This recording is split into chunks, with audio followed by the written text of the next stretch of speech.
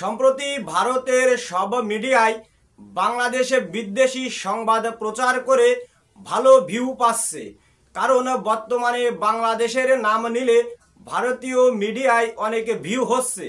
শুধুমাত্র ভিউ পাওয়ার লোভে ভারতীয় উগ্রপন্থী এবং হলুদ মিডিয়াগুলো বাংলাদেশের অন্তর্বর্তীকালীন সরকার এবং ভারতের মধ্যে সম্পর্ক নিয়ে সারাদিন মিথ্যা গুজব ছড়িয়ে তারা তাদের আখেরে গুছিয়ে যাচ্ছে। অন্যদিকে ভারতীয় মিডিয়ার এই গুজবের কারণে বাংলাদেশ এবং ভারতের মাঝে দ্বন্দ্বের সৃষ্টি হচ্ছে। একই সঙ্গে ভারতের যেসব রাজ্যের সঙ্গে বাংলাদেশের ব্যবসা বাণিজ্য ছিল সেই ব্যবসা বাণিজ্য তলানিতে ঠেকেছে।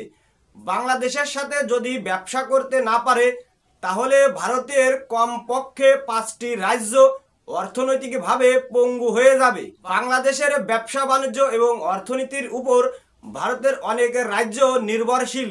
তবে ভারতীয় মিডিয়ার গুজবের কারণে ভারত বাংলাদেশের সম্পর্ক তলানিতে এসে ঠেকেছে।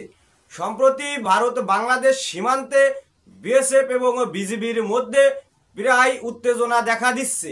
তার একটাই কারণ, ভারতীয় বিএসএফ বাংলাদেশের সীমানা দখল করে অবৈধভাবে এবং আন্তর্জাতিক আইন লঙ্ঘন করে সেখানে কাঁটাতারের বেড়া দিয়েছে।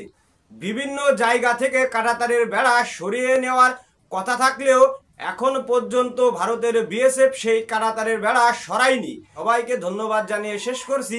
আল্লাহ হাফেজ।